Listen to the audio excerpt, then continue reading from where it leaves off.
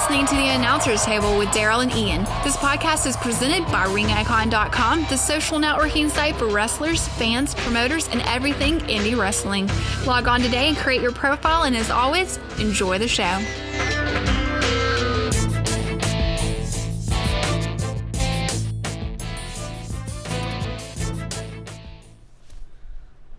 Hey guys, this is Ian. I'm Daryl. And this is The Announcer's Table, presented by RingIcon.com. You can check us out on YouTube.com/RingIcon. You can also check out the videos on RingIcon.com/video. Hey Ian, you know what today is? What's today? Today's Wednesday. Today is Wednesday. You What does know that mean? No. It's Interview Wednesday. Oh, Interview Wednesday. Interview Wednesday. What day is it? So, a couple weeks ago, we had on Hellraiser John Arden. I was very excited to do that interview. This week, not only do we have our very first female interviewee on, okay, to give us a female perspective, it's also Hellraiser John Arden's wife. And valet. And valet. That's why we're not having... He didn't threaten us to tell her to put him on. She's actually in the business and has been for quite a while. And her name is Hellcat Amanda Arden. And so we're very excited to have her on. Welcome to the show, Amanda. How are you doing? I'm doing good. Thank you guys for having me. Not a problem, not a problem. Now, we just want to ask you a couple questions. How long have you been in the business? For as long as I can remember. I have no idea exactly how long. How long have you been in the business? Who are you talking to? You. You. Me? Yes. Well, in the business side of it, I guess since I was... Wow, I guess I did like my first stuff when I was like 20, when I was in my 20s, early 20s. So about 12 years. I never thought about it. Okay, I'll say 8. Okay. Now, what made you decide to get into the business? Now, I know you've grown up in the business. A lot of your family members were wrestlers and referees and valets and managers and everything else in between. But what made you want to get into it? Well, I started dating John and watched him and just the energy from the crowd. And so after we got married, we discussed it, and so I went through the proper steps, and next thing I know, I was his valet. That's awesome. We got some beating going on around here. They're doing some more set design stuff, I guess. That is pretty cool. I'll go ahead and say, people don't know, Amanda is my sister. So our family has been in, like I've told y'all before, my family is very rich in the indie wrestling scene, and we've grown up with it. Now, Amanda, give me your take, your opinion. What is it like being a woman in a pretty much man's world? A lot of the times, I feel the women are underappreciated. Just because they're like, oh, it's a woman, all they can do is just stand there and be pretty. And so I kind of break that mold. Because I've got HCP in my corner, and I fear nobody. I can attest to that. So, I mean, well, I know, like, and Ian and I have talked about this, we're not big fans of women wrestlers. Now, there's a handful that can actually wrestle. That, you know, right. Trish Stratus, when she dropped her... We're talking about pros. I mean, yeah. in the pros, we have an issue with it. And that's why, like you said, you're breaking the mold, is because the mold was set by what's on TV. Yeah. And what's on TV, as far as the women's side goes, is not very good. Absolutely horrible. But now, I've seen a lot of women managers in the indies, man, and they hit just as hard as some guys. They throw kicks and punches and everything else just as hard as the guys, and which I like. You know, I mean, because if you're out there and you're doing your job as a valet, you should do that kind of stuff. And they're big guys; they should be able to take a hit from a girl, anyways. I mean, that's my whole thing. Yeah. So now, go ahead? Yeah. So have you? How are you treated in the back and that kind of thing between you and the wrestlers? In the back, I get a lot of respect, but I think it's all in how you present yourself in the back.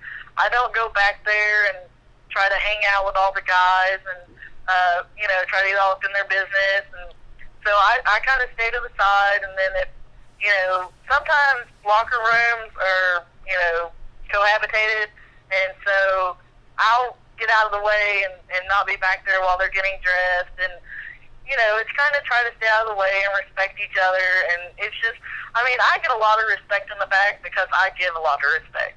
Right. Well, that's good. That's good. Well, what about promoters or bookers? Have you ever had any issues with them because you are female, or because you?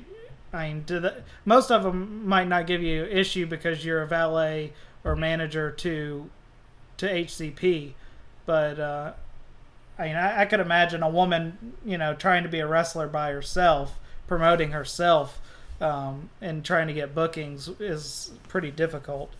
Have you had any trouble with that? There's some shows that, actually there was a show in, where was that at? Cedartown, that John used to wrestle for the gentleman for years before and never had, well, at one point in time when he was doing Bad Medicine, he had a valet. But when he started doing the Cedartown show, I was his valet then, but never, I don't know if they ever discussed it or what, but it didn't really bother me because I enjoyed actually sitting in the crowd and watching that show. Yeah. That's not bad. Yeah, I can imagine. Now, let me ask you a question, because Ian and I was at a show one time, and I was making a general comment to the guys in the back about our website. I was promoting our website and saying, we have tabs for managers, valets, this and that. And as I said valet, I happened to look at this female that was back there, and it wasn't an intentional thing, but she very quickly corrected me and said she was not a valet, that she was a manager. Now, let me ask you your opinion on that. Are you a valet? Are you a manager? And if so, what's the difference? I'm a valet, and the difference is managers are guys and valets are females. You have some, that's how I see it. Not everybody sees it like that. Right. But in my mind, a valet is just a woman. Right. But Yeah, I I don't mean, really that see a could be man wrong. being a valet.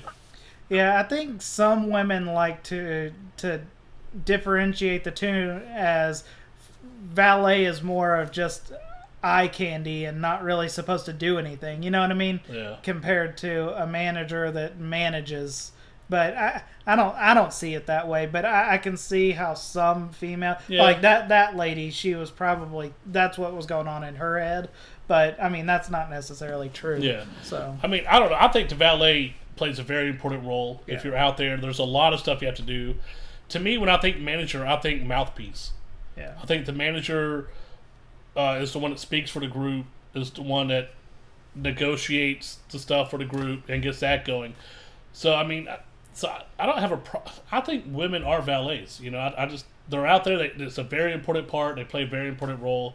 They do a lot of important stuff as far as if you're a baby or if you're a heel.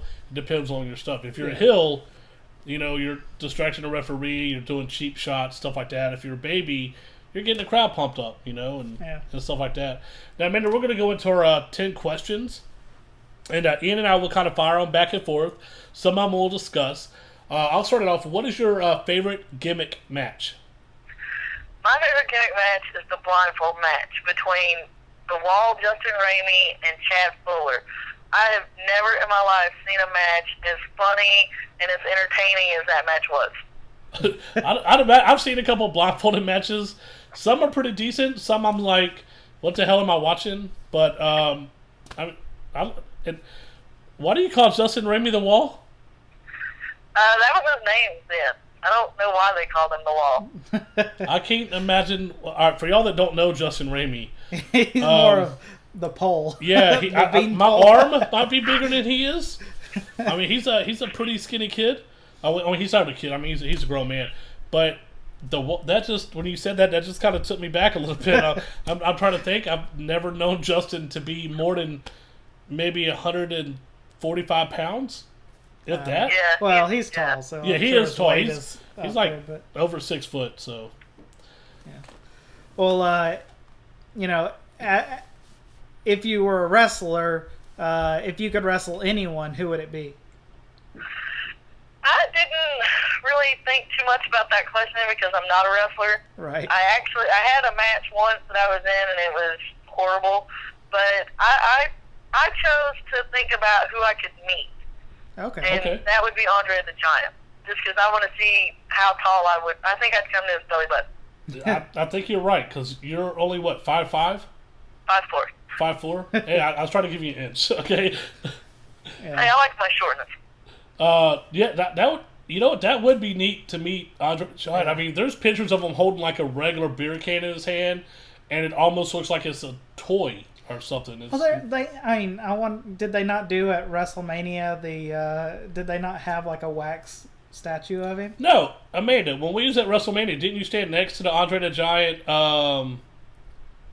They had in the Hall of Fame area when we went to WrestleMania Access. Of it? Yeah, didn't you stand in front of him? At the Access?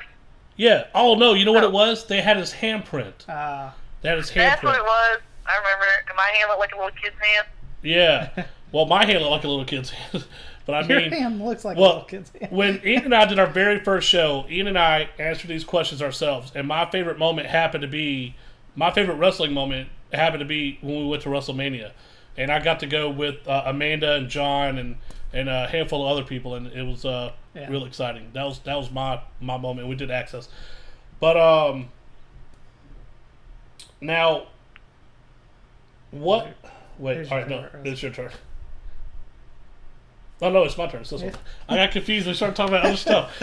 All right, I just confused myself. All right, Amanda, who is your favorite wrestler?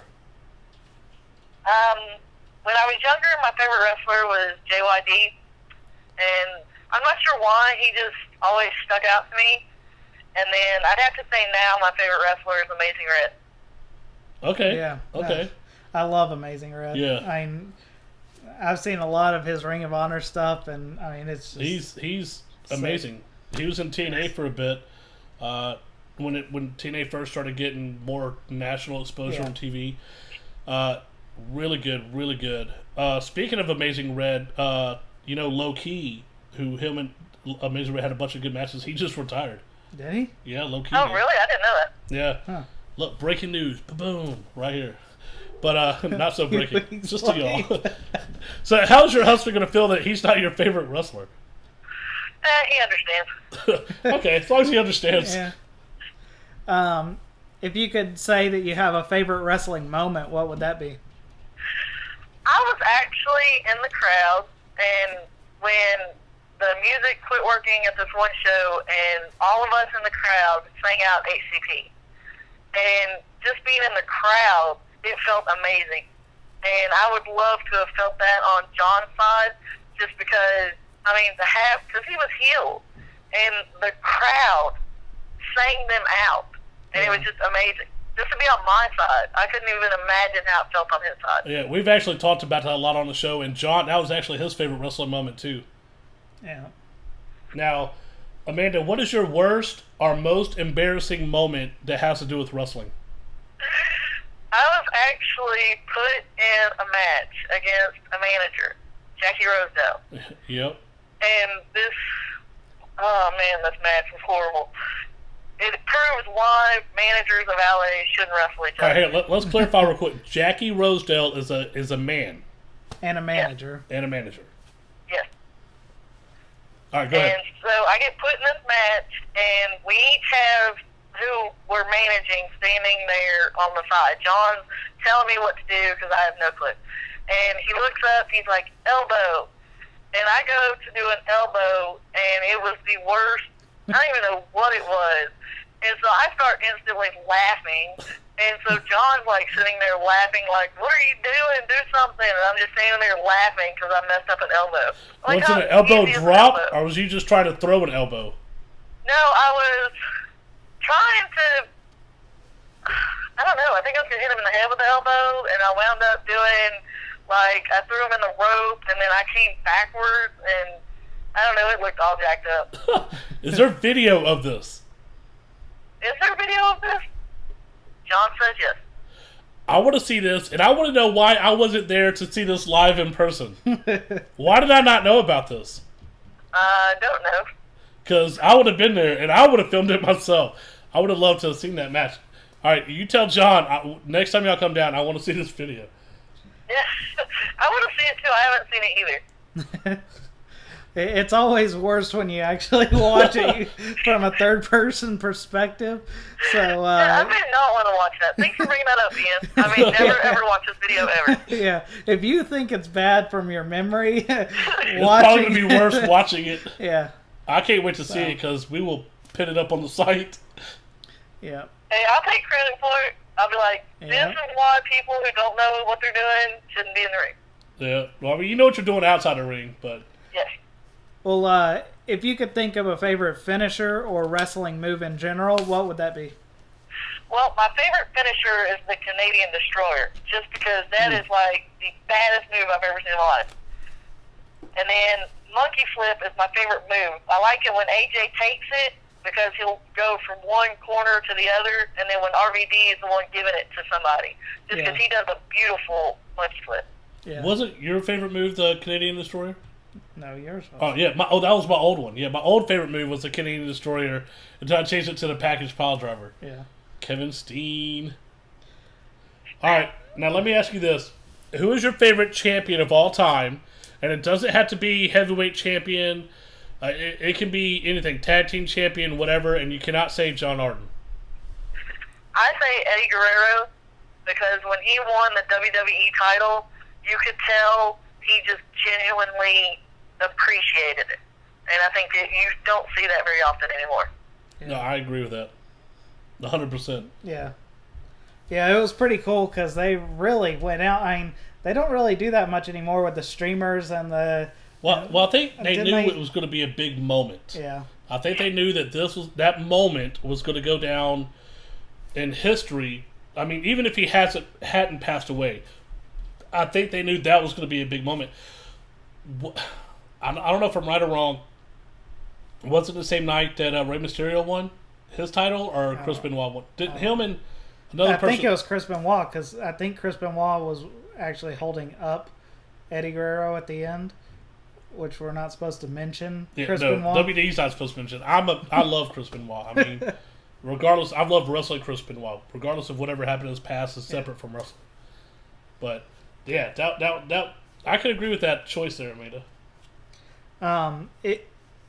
If you could say that somebody is underrated or overrated, who would that be? I may start a fight here, but I think the most overrated superstar there is freaking Brock Lesnar. Nope, I'm right there with you. I think that was on my list. Yeah, that was overrated. definitely on Ian's list. Yeah, I cannot stand him. Well, all right. I think he's a It waste was of on money. my list, but not quite as overrated. I think more overhyped. Yeah. I don't necessarily think he's overrated, just overhyped. I mean, 'cause he's a legitimate badass. You know, he's proven that. But I think he's overhyped. He too much hype around him, and I think that kills it. Yeah. What about underrated? I think underrated is Zack Ryder. Yeah, a lot of people are saying that, and I mean, I definitely think that they could use him a lot better than he is. Yeah, I think they could, but where? Not as Zack Ryder. Yeah, not exactly. I think he needs a new gimmick. I mean, it was cool. He started a whole YouTube thing and got himself back on TV, but it's kind of fizzled out, man. Like, he was on stage during Raw a few weeks ago, and when John Cena was doing his thing, and I almost didn't recognize him because his hair's grown out. He's not doing the whole spike thing anymore. I hardly didn't even recognize him. Yeah. All right, Amanda. Outside of the Centerfolds and HCP, who is your favorite stable and or tag team? Tag team is the New Age Outlaws, and the stable is DX, period, because they got me back to watching wrestling during that era. Yeah. Okay. Oh, you didn't know? Hey, why you gotta steal my favorite catchphrase? Oh. Well, all right, well, that just answered the next question. Man. she just said it for you. Yep. So, what is your favorite catchphrase? I love that. That's just, oh, you didn't know? Like, Yeah. I still, just for random reasons, just start, like, doing that. And then, like, when they won the tag belts, start doing the ladies and gentlemen, boys and girls, children of all ages. Oh, Anyway. Yeah. Yeah, I love that. Yeah. I mean, well, you know what? DX was a hit, man. That was like... But I never really understood Mr. Ass with them. You know what I mean? Well, I it's don't know, because for he's me, part of it's New just- Age Outlaws. Well, and that's what I mean. Is I didn't understand quite why they were together. Oh, it's a Well, I tag team? get As a that, tag team. them two being together, more than I got X-Pac being with DX. Well, it goes down to the whole clique thing. X-Pac was part of the clique. Yeah. And they really just wanted to have a stable with just all their friends that they like hanging out with. X-Pac is one of my favorite out of DX. I really liked how he was on the side of the ring and how he did things. Yeah, his energy, I liked his energy with DX. I know you liked it when he did that. When he went for his bucking bronco not too long ago to In Indie TNA, Show and missed yeah. and tore his butthole. Yeah, that's funny. Yeah. I like how he transitioned from where he started from as the 1-2-3 kid to No. Lightning Kid. Well, whatever it was. Then it went to the 1-2-3 Kid when he got that pin over Razor Ramon. Either way. Yeah. Okay, well, see, I watched it when he was 1-2-3 kid. I don't know previous to that. I can't help it, I'm old. You are old. So now, we know you haven't been valeting much now because you just had a baby. And the baby is, 6 months old now? Yes. Congratulations on that. Thank you. I was showing Ian a picture of her earlier. Yeah. Very Yeah, she's beautiful. Gets her awesome. good looks from her uncle. I doubt it. But now, do you have anything coming up that you'd like to talk about? We have the NEW. It is actually I forgot the date. The 24th. So it'll be this Saturday. Well, it'll be, I think it's already passed. Yeah. Which calendar are you looking at? Hey, look, I was trying to be all smart with it. It's okay. All right. And then we got the Superstars of Wrestling Fan Fest on November 15th and 16th in Rome. Yeah. All right. And we're trying to get in contact with the promoter to be a part of that as ring icon. So we'd like to be a part of that. We know you and John are going to be there, raising some cane. Hopefully you'll be back to valeting by then. I'm valeting now. Oh, I didn't know you was back valeting now. Yeah, the valet that took my spot kind of had to go on maternity leave. Oh, Yeah. y'all just like switching it up? Yeah. You go on maternity leave. Oh, that's going to start a whole new thing. Any woman that valets HCP is going to end up pregnant? Yeah, there you go. It was in the water. That could start a bunch of rumors and stuff. You should probably watch our promotion builder when we talked about drama in the back. Yeah, which is something we could probably talk to you about. Yes. But Amanda, we want to thank you for being on the show. I look forward to seeing that tape of your match against Jackie Rosedale. I Oh, me too. really can't wait to see that. If you find out if it's on the internet or not, text me or have John text me the link so I can look that up because I really want to see that. I want to see you miss an elbow because that's going to be funny. Yeah, it's awesome. But thanks for being on the show, and we'll talk to you next time. All right, thank y'all. Not a problem. All right, well, that was Hellcat Amanda Arden. Yeah, it's a great interview. I mean, I'm happy that we had our first female. Yeah. And That's very female's funny. perspective. Yeah, very different perspective from all the guys that we've interviewed. Well, the valet's role is very vital to the show. Yeah. If they're, you don't have to have valets in your show, you know what I mean, or part of your groups, but it enhances the show and it really takes it to that next level. And so, for us to have a valet's perspective is really. Well, great. I've seen her in action as a valet, and she's really good. And I've taken kicks and punches yeah, from she her. doesn't hold back. When she throws a punch, she throws a punch, and when she throws a kick, she throws a kick. Yeah. You know, but to be fair, she does tell the people, before their match, before they go out, it's like, hey, look, I don't hold back. This is how I throw, this is how I punch. Well, especially with valets and managers, they really have to. Because if they're going to be hitting and punching you, kicking you, then you're going to be on the outside of the ring, which means you're only a couple feet from the front row, which means you have to make it look good. Yeah. You know what I mean? You have to sell it good as a wrestler, and you have to make it look good as the valet or manager. So, she's right. You can't hold back. No. And you can't pull punches that close to the crowd. Yeah, exactly. So. But I mean, I'm glad she was on. I'm glad we got that. We got a bunch more interviews coming up that we're excited about. A bunch more people want to be a part of the show. The Ring Icon Nation is growing. I'm excited. I know you're excited. We're going to a lot more shows. We're seeing a lot more stuff. We're going to put links up as soon as we find out more information. It may not be on this interview because the one show already happened, but by the time you see this. But the next show in November, we'll try and get some more information and put a link up for that. Yeah. But we're excited, to have all these people that want to be a part of the show and be a part of what we're doing and help us grow. Yeah. Thank y'all.